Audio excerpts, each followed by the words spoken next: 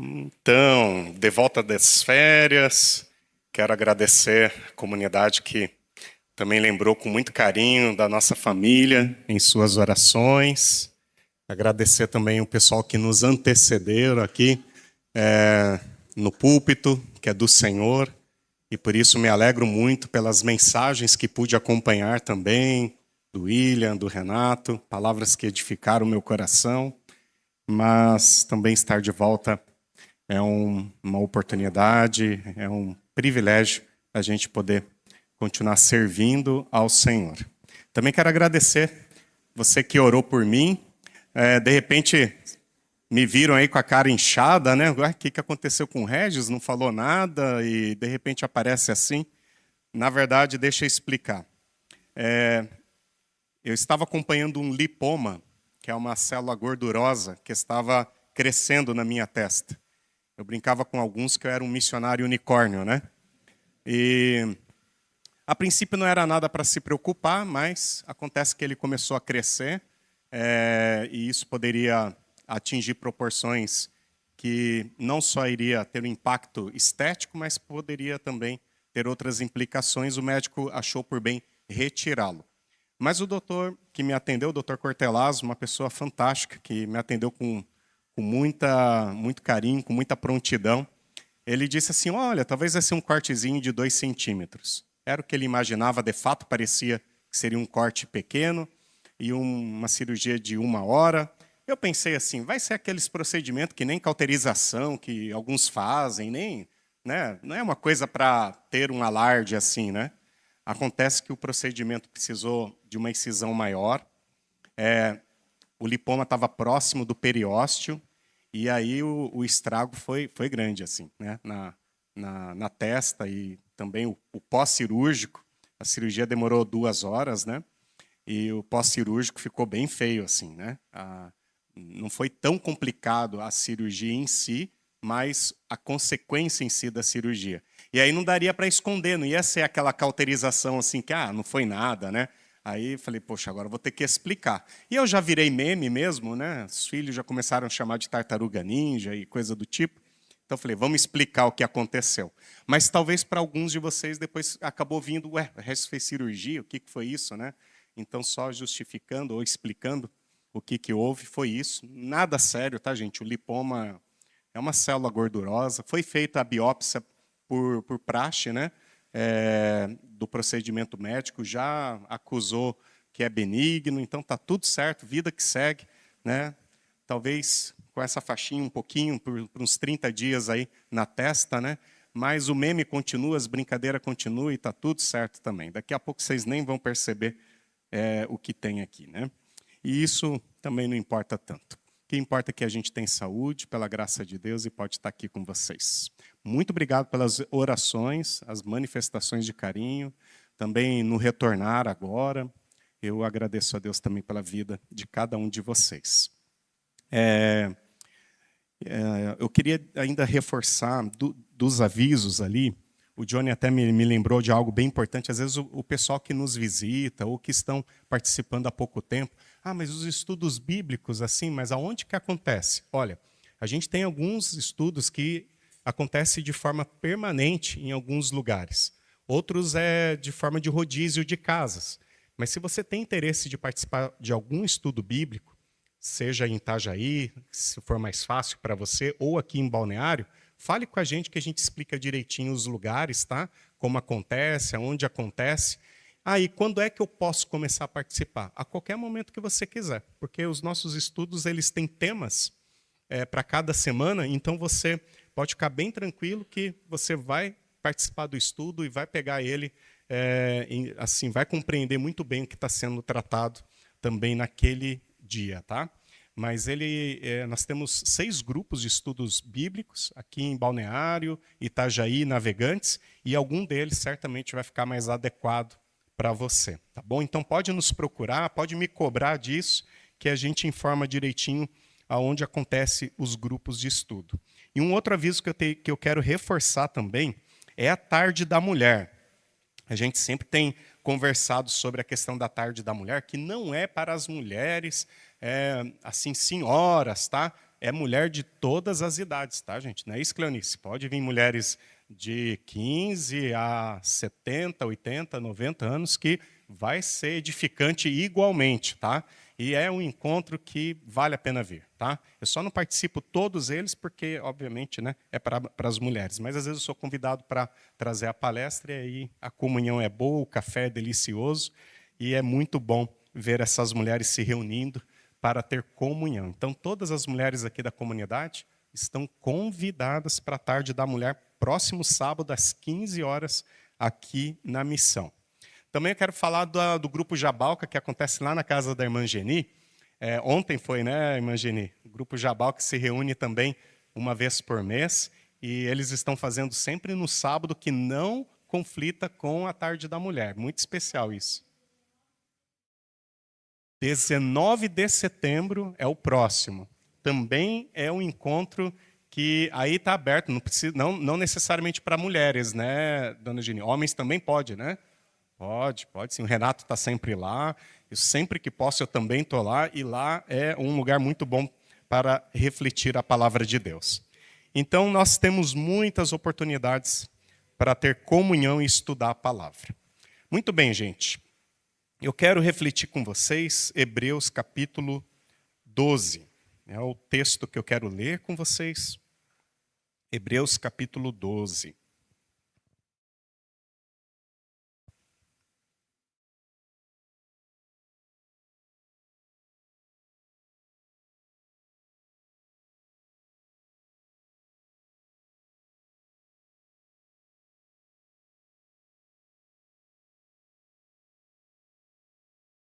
Diz assim: portanto, uma vez que estamos rodeados de tão grande multidão de testemunhas, livremo-nos de todo o peso que nos torna vagarosos e do pecado que nos atrapalha, e corramos com perseverança a corrida que foi posta diante de nós. Mantenhamos o olhar firme em Jesus. Mantenhamos o olhar firme em Jesus, o líder e aperfeiçoador de nossa fé, ou o autor e consumador da nossa fé. Por causa da alegria que o esperava, ele suportou a cruz sem se importar com a vergonha. Agora, ele está sentado no lugar de honra à direita do trono de Deus. Pensem em toda a hostilidade que ele suportou dos pecadores. Desse modo, vocês não ficarão cansados nem desanimados.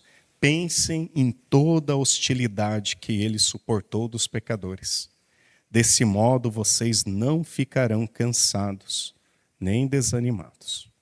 Afinal, ainda não chegaram a arriscar a vida na luta contra o pecado. Acaso vocês se esqueceram das palavras de ânimo que Deus lhes dirigiu como filhos dele? Ele disse: meu filho, não despreze a disciplina do Senhor, não desanime quando ele o corrigir, pois o Senhor disciplina quem ele ama e castiga todo aquele que aceita como filho.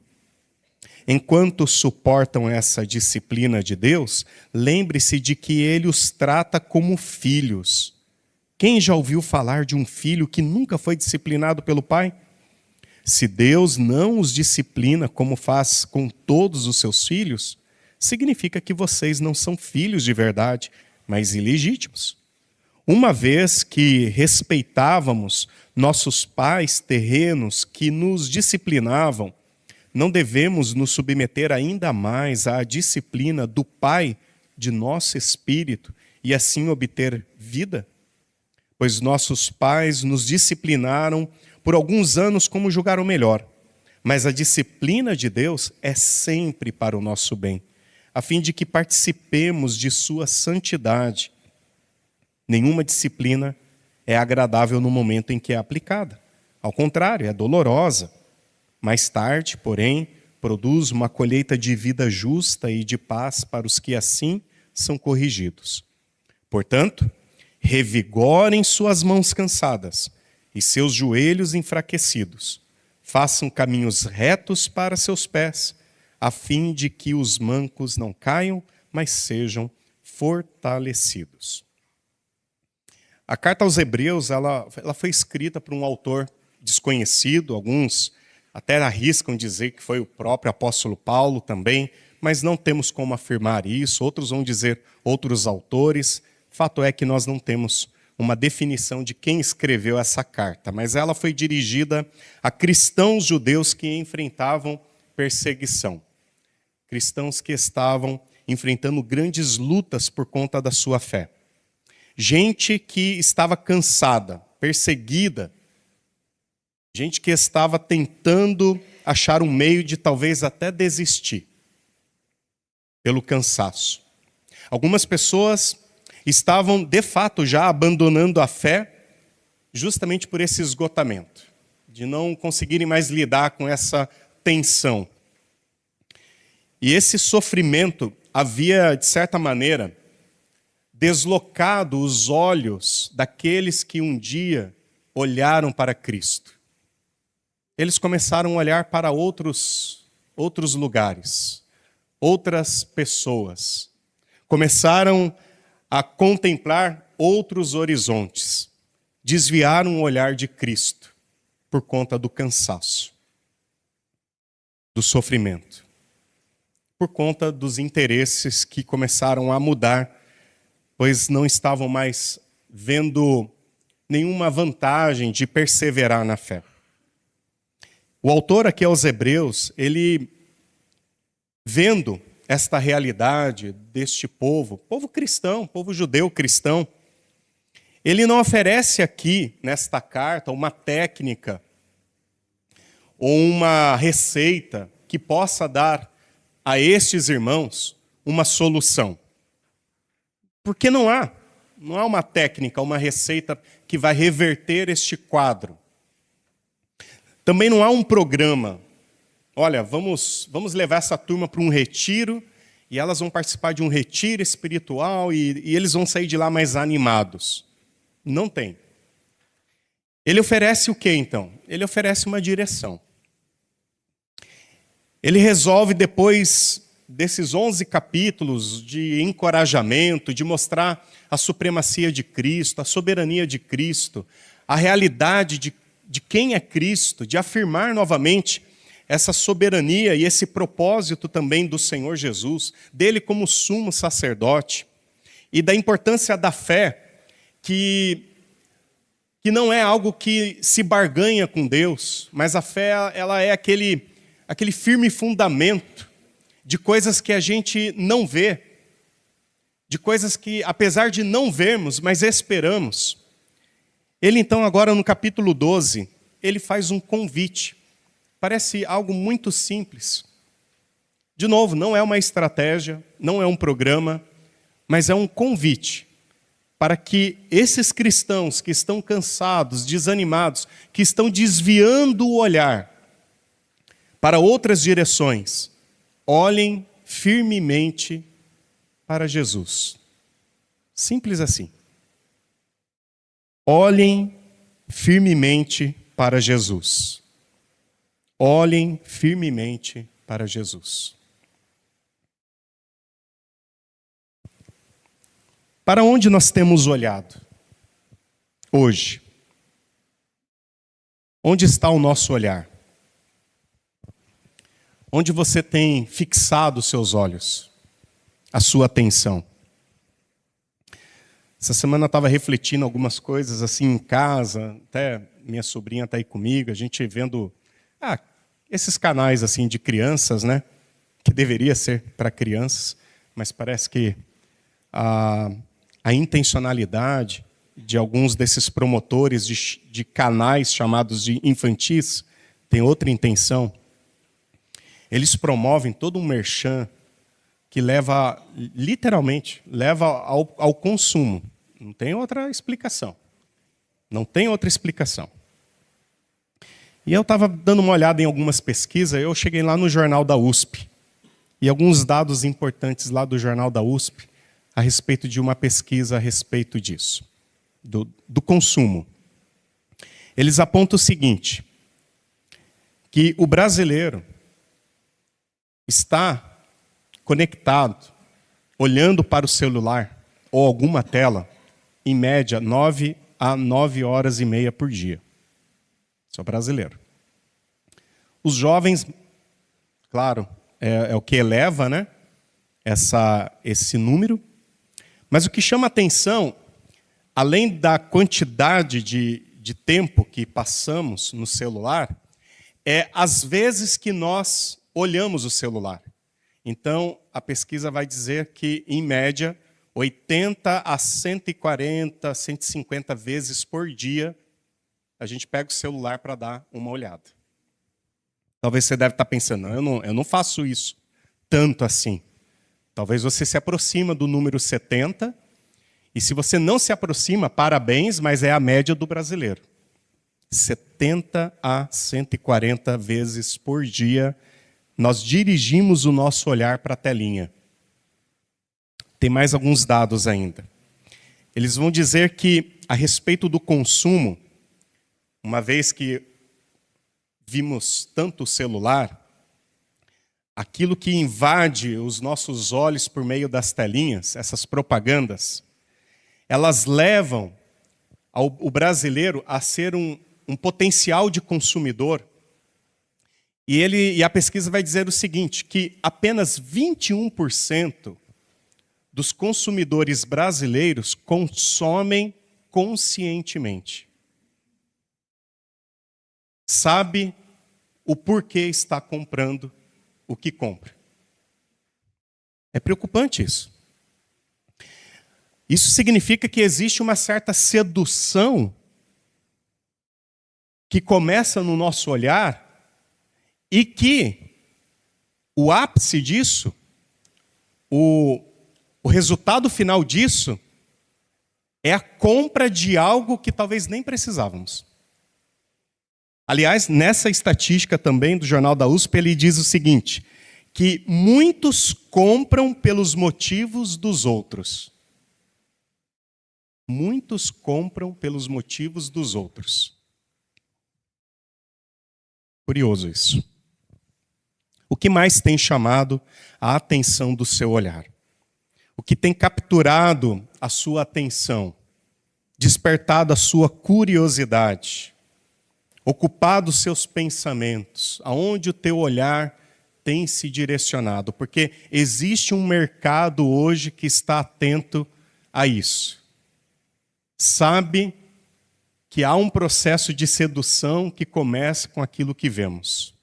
Começa com aquilo que vemos. E é verdade. Se a gente olha para aquilo que estudamos em Provérbios, por exemplo, tempos atrás, nosso estudo bíblico estava no livro de Provérbios, a gente viu ali que os olhos frequentemente revelam a direção do nosso coração. Os olhos vão revelando a direção que o nosso coração vai trilhando. E aquilo que vai prendendo o nosso olhar, vai conduzindo também a nossa vida. E sempre foi assim. Inclusive, a queda do ser humano tem uma relação bem desastrosa com a mudança do olhar. Enquanto o ser humano olhava e contemplava Deus no jardim, todas as tardes, que Deus visitava o ser humano no jardim do Éden, e o ser humano contemplava o seu Criador. E contemplar aqui não é aquela admiração apenas. É de fato ser atraído pelo Criador e direcionar o coração no Criador. Lembre-se disso. Quando estamos falando de olhar na Bíblia, tem essa característica. Não apenas de ver, mas de prender o nosso coração e direcionar o nosso coração, o nosso interesse àquilo. Enquanto o ser humano estava assim no Éden, tudo ia bem. Aonde começou o desastre do pecado? Quando o ser humano desviou o olhar do seu Criador e passou a observar outras coisas. Inclusive, Gênesis 3:6 vai dizer lá o seguinte: a mulher viu, que a árvore do conhecimento do bem e do mal, era boa para se comer. Olha a expressão que aparece lá agora. Agradável aos olhos. Entende? Como é antigo esse negócio? E desejável para dar entendimento.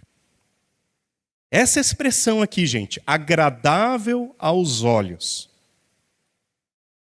significa aquilo que desperta um desejo intenso, um anseio, uma cobiça interior. Não é que é agradável, bonito de ver. Não, desperta o desejo. Eu quero aquilo. Não descreve apenas algo bonito, descreve algo que exerce uma certa atração sobre o coração por meio do olhar.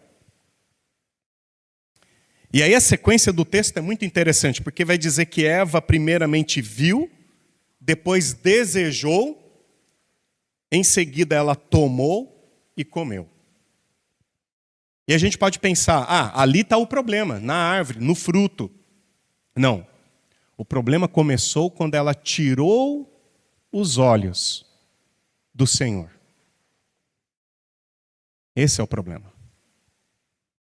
O pecado normalmente começa com os olhos, gente. É por isso que a Bíblia trata o olhar. Tem um texto de Mateus 6, 22, que lá Jesus ele vai dizer, olha, os olhos são lâmpada do corpo. O salmista, no Salmo 119, diz o seguinte: desvia os meus olhos das coisas inúteis. É uma oração. Senhor, desvia os meus olhos das coisas inúteis. Talvez nunca foi tão necessária essa oração como nos nossos dias. Acordar de manhã e dizer, Senhor, guarda os meus olhos do mal, desvia os meus olhos daquilo que é inútil, daquilo que é fútil. E agora em Hebreus, a gente encontra esse contraste com Gênesis, né? Porque se lá em Gênesis o olhar foi desviado de Deus para o fruto, agora aqui o autor de Hebreus, ele nos chama a desviar o olhar de todas as outras coisas e olhar fixamente para Jesus. Ele não está dizendo apenas olhe firmemente para Jesus. Aqui ele está dizendo, tire o teu olhar de tudo e olhe apenas para Jesus. Não é olhar também para Jesus. É prestar atenção aonde está o meu olhar e tirar o meu olhar daquilo que não é Cristo e passar a olhar o Senhor. E aí a história vai mostrar para nós que esse é o processo de redenção de todos nós. A redenção, ela é contada a partir disso, de mudanças de olhares. Se lá no Éden os olhos se fixaram para uma árvore que era proibida, aqui em Hebreus a gente vê o convite de voltarmos a olhar para a cruz, para Cristo. De novo, gente, a pergunta: para onde tem apontado os nossos olhos? O que estamos vendo? Que tanto os nossos olhos estão vendo? Porque mais cedo ou mais tarde, aquilo que os nossos olhos estão contemplando, o nosso coração será seduzido e os nossos pés caminharão em direção a isso. É assim o processo. Começam com uma espiadinha. De repente, a gente para. Não é assim. A gente só espia e acha, não, foi só uma espiada. Não, daqui a pouco... Que nem esses dias, os meninos estavam assistindo Rock Balboa lá. Famoso Rock Balboa, quem nunca, né? O pessoal que nasceu em 70, 80, sabe como marcou isso, né? O filme do Rock Balboa. Tem um enredo bem interessante. E aí eu estava fazendo algo lá na cozinha e só ouvindo, aí daqui a pouco fui lá, olhei, voltei para a cozinha, daqui a pouco olhei, daqui a pouco Me inclinei. Quando eu vi, eu estava sentado. Eu tenho a impressão que é assim que começa o nosso desvio de olhar de Cristo.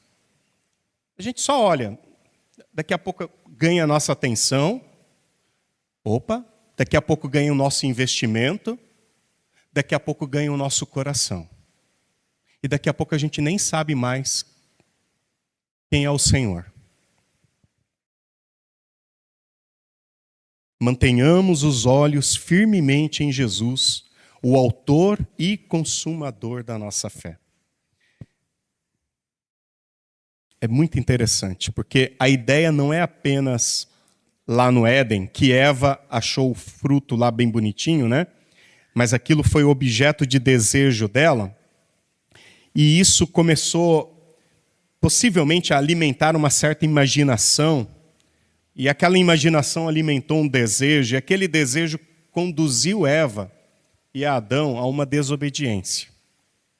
E aqui em Hebreus, até esse verbo aqui, se lá, lembra que o olhar não é apenas o olhar de bonito, mas é um olhar que prende a atenção. Aqui, embora não é no hebraico, é em grego, mas o significado desta palavra é justamente essa, de desviar os olhos de todas as outras coisas, para que seja possível fixá-la exclusivamente em Jesus. É um olhar exclusivo, gente. Não é olhar também em Jesus. Não, é uma exclusividade. Em outras palavras, é assim, se lá no Éden os olhos se desviaram de Deus para algum outro objeto de desejo, foi aquela fruta, poderia ter sido outra coisa. Aqui em Hebreus, os nossos olhos devem ser desviados de tudo que chama a nossa atenção para que a gente volte a contemplar Cristo. Esse é o convite, olhar Cristo. Como que a gente pode fazer isso?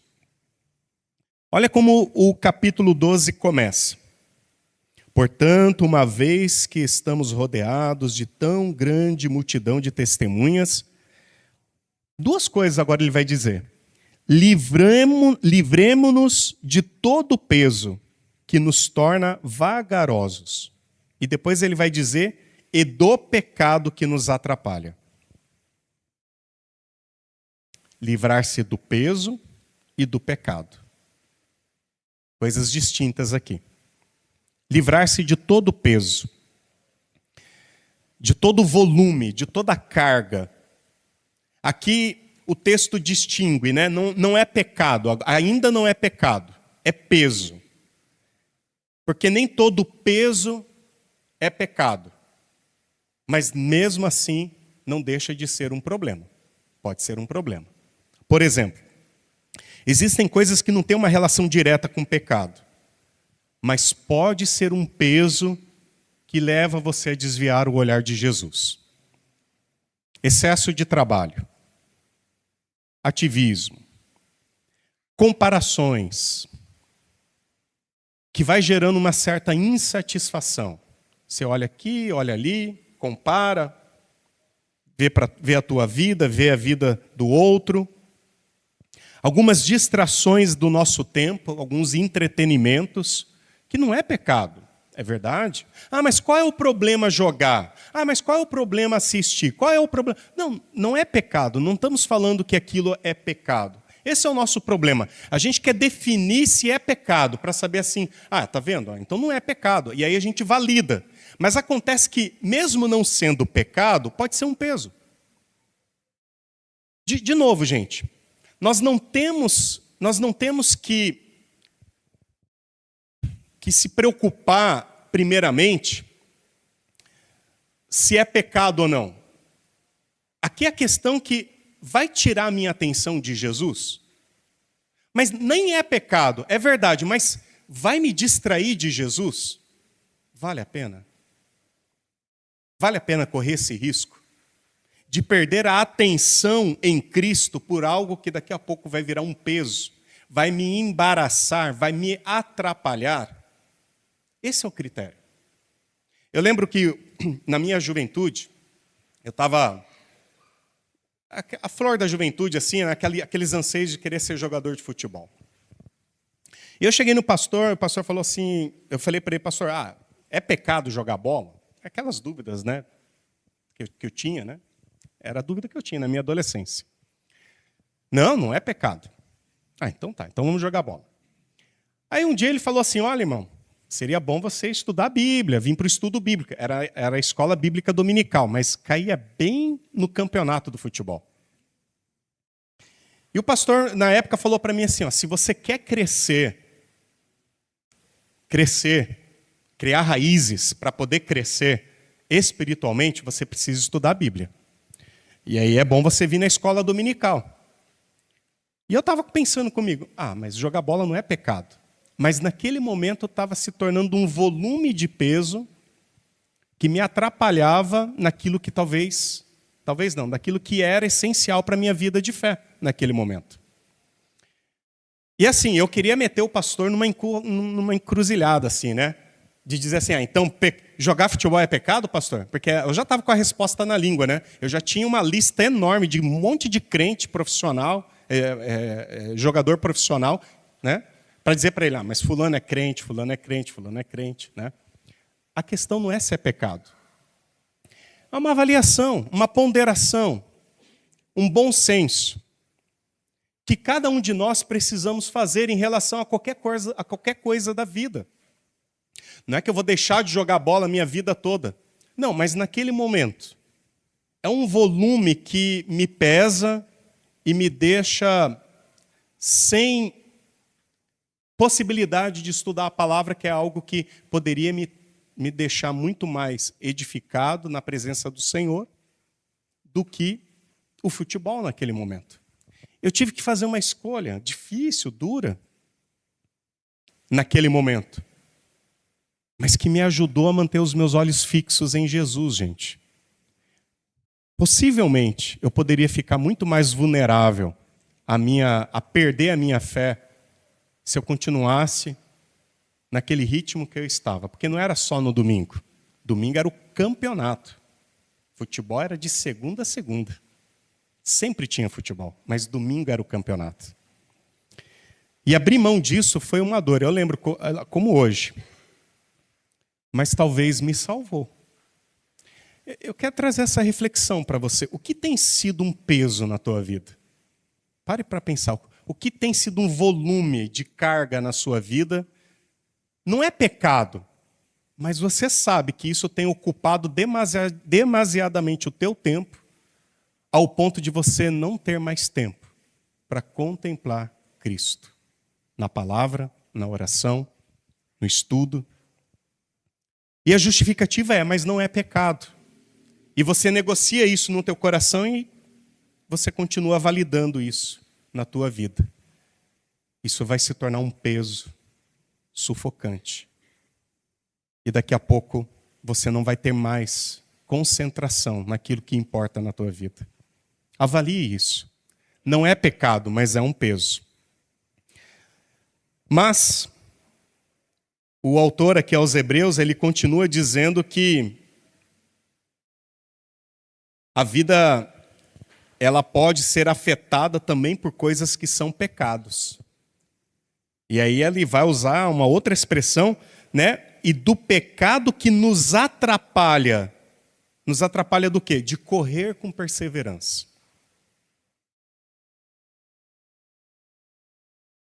A gente fica debaixo de uma pressão. A gente não consegue mais vencer, não porque nós não estamos correndo rápido, é porque nós estamos sendo impedidos de continuar. Porque o pecado provoca isso em nós.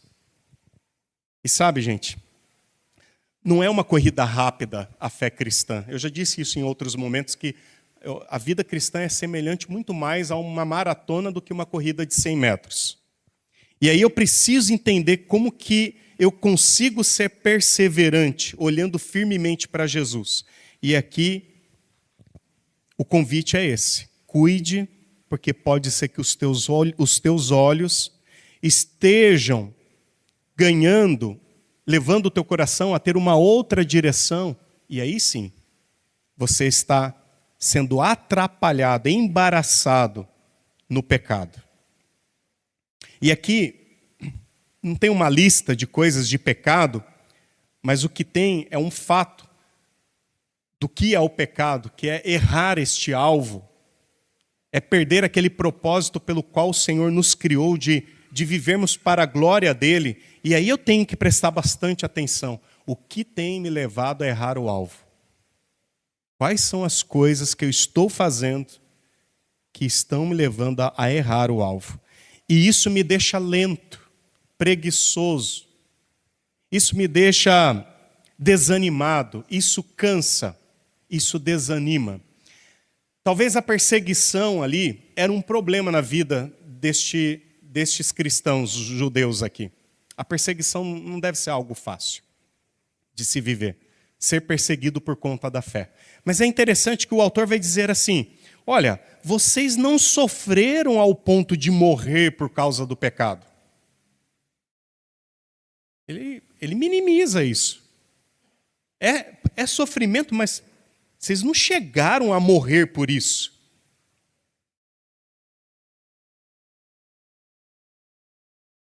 Então, o que tem me deixado preguiçoso? O que tem roubado a minha energia, drenado a minha força para continuar caminhando, olhando firmemente para Jesus? Essas avaliações, gente, que a Santa Ceia hoje à noite quer nos convidar a fazer, elas são importantes para a nossa vida. Mais do que confessar um ato de pecado, aqui é de fato confessar diante de Deus aquelas situações que nós permitimos ficar vulneráveis e que vai promovendo em nossa vida uma agenda, uma rotina que não permite mais a gente viver com Deus. E essas coisas são sutis. Não é um pecado que a gente acorda de manhã, nossa, eu vou fazer isso, eu cometo e daqui a pouco a minha vida está um desastre.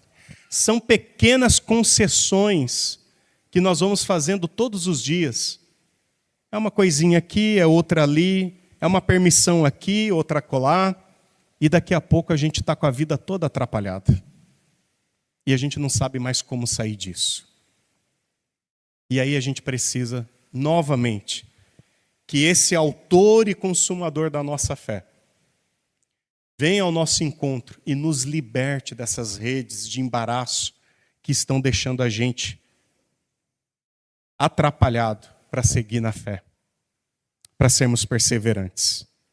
E essa palavra que vem a partir disso é bem importante, porque quando o autor nos chama a olhar firmemente para Jesus, ele está querendo dizer o seguinte: olhar para Jesus, mesmo que você esteja embaraçado, mesmo que você esteja atrapalhado, perdido, com a vida pesada, olhe para Jesus.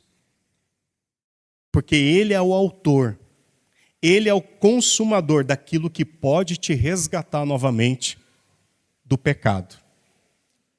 Daquela vida atrapalhada que você se enfiou, mas agora não consegue mais sair. Olhe para Jesus. Olhe para Jesus.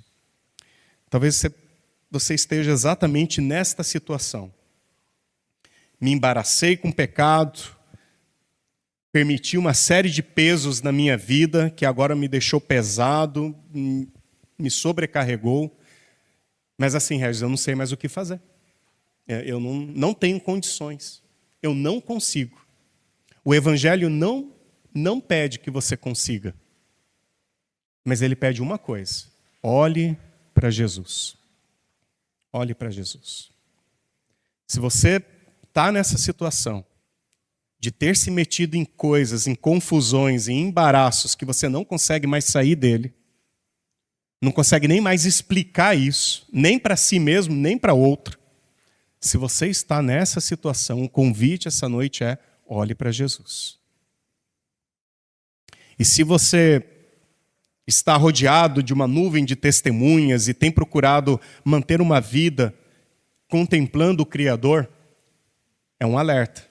Firme este olhar no Criador, porque tem coisas e vão surgir cada vez mais coisas querendo roubar a tua atenção. Cuidado. Cuidado com as distrações, gente. Nós vivemos uma época que o maior perigo são as distrações. E a vida não perdoa os distraídos. A vida não perdoa os distraídos. Eu lembro de um pastor, colega, amigo, da Igreja Brasil para Cristo. Ele falou assim: eu não me lembro aonde eu estava no aniversário dos meus filhos, entre os 5 e os 9 anos. Eu não lembro. Ele permitiu um peso de ativismo que drenou a energia dele, que ele confessou publicamente isso. Eu tento me lembrar do aniversário de 5, 6, 7, 8 e 9 anos dos meus filhos e eu não lembro onde eu estava. Com eles eu não estava. Pequenas concessões que vão nos atrapalhando. E quando vê, só para acordar, gente. A vida passou. Eu não sabia que ia ficar tão alto assim, era para ser um... Ó, tá vendo? É a nossa nova mesa de som, tá muito potente. A vida passa como um sopro. Eu só queria mencionar isso. A vida passa como um sopro. E é verdade, gente. Minha mãe estava aí essa semana, a gente vai lembrando de coisas lá do tempo do Opa, né? Passou tão rápido. E mesmo a gente curtindo, passa rápido. Imagine para quem é distraído. Olhe para Jesus. Jesus é aquele que nos dá sabedoria para prestar atenção e ver como nós estamos vivendo. Quais escolhas estamos fazendo? O que estamos decidindo? É Jesus, por meio da sua palavra, que nos deixa mais prudentes de como estamos administrando o tempo, de como estamos tomando as decisões. É Jesus. Olhe firmemente para Jesus. Quero orar.